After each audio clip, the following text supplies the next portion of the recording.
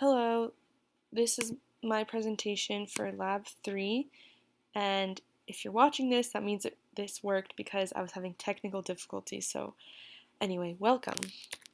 To start off, the purpose of this lab was to measure the distance dependence of the magnetic field due to a bar magnet, and then compare what we get from our experiment to the theoretical values from the code. So the objective was to measure the magnetic field at different distances, both parallel and perpendicular, and then calculate the magnetic moment.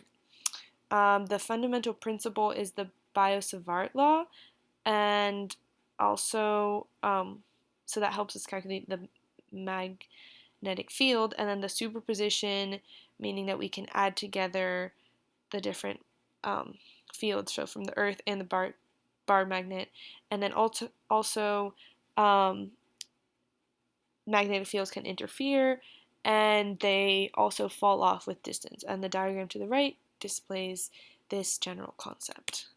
So the procedure for our experiment was to use an app on our phone called, I use the Tesla meter, and then first determine the magnetic north, and then from there we had to find the magnetometer chip in the smartphone, and then using this find the distance from the magnet to the magnetometer for Bx values.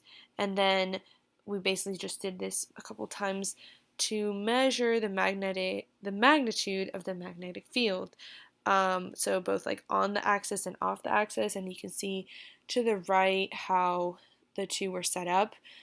And then this was all done as a measured out distance d.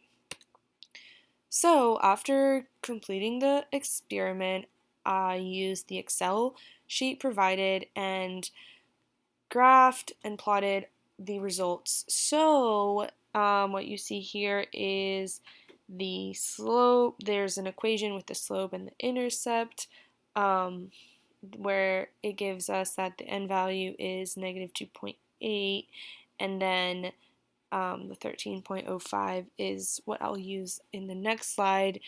And yeah, down at the bottom you have the different values for ln of r and ln of bx. So this is just showing more of my data for the off-axis fields, and as you can see, those were like the 3 different trials, and then finally the average was the value that I used for my calculations, and then finally the experimental magnetic field is negative in the x direction, positive in the y direction, and positive in the z direction. So from this experiment, I observed that the magnetometer, as it's moved farther away from the magnetic field in the x direction approaches 0.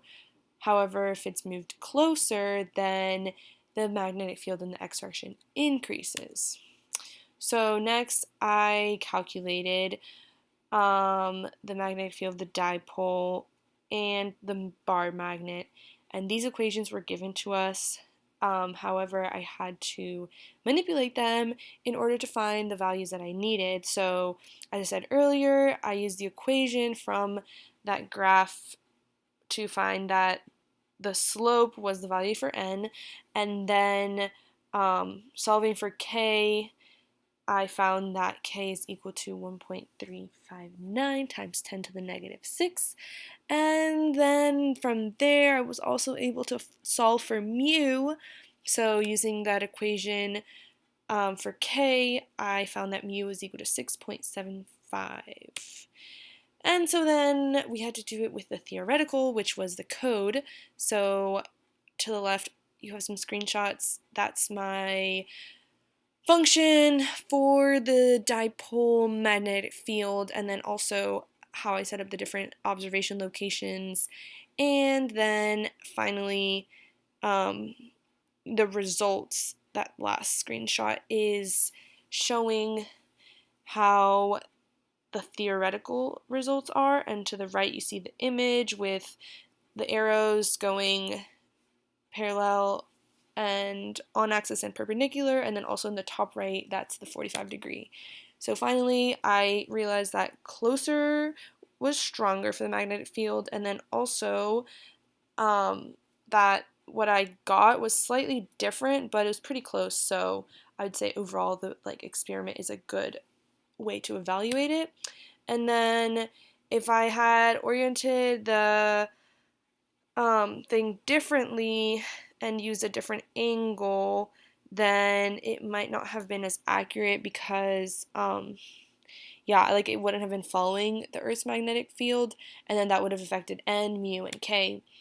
And then if I were to have used two magnets, then it would have doubled, but the magnetic direction would have stayed the same. And that's my presentation. Have a great day. Bye.